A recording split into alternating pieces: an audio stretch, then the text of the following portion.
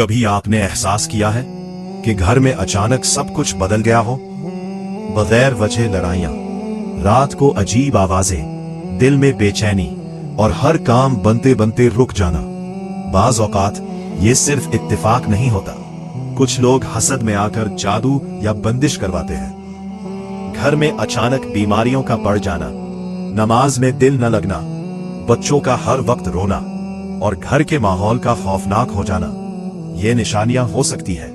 लेकिन याद रखो, हर परेशानी को फौरन जादू न समझो। असल ताकत सिर्फ अल्लाह के पास है। अगर घर में अजीब हालात हो तो सबसे पहले कुरान की तिलावत शुरू करो, खास तौर पर सूरतुल बकरा, आयतुल कुर्सी, चारों कुल, क्योंकि हदीस में आता है कि जिस घर में सूरतुल बकरा पढ़ी जाए वहां शैतान दाखिल नहीं होता। रात को सोने से पहले आयतुल कुर्सी पढ़कर अपने ऊपर दम करें। सुबह शाम अऊज़ु बिकलिमातिल्लाहि ताम्मात और हस्बुनल्लाह व निअमल वकील का जिक्र करें। और सबसे अहम, नमाज कभी न छोड़े, क्योंकि शैतान उस घर से डरता है जहां अल्लाह का जिक्र होता है।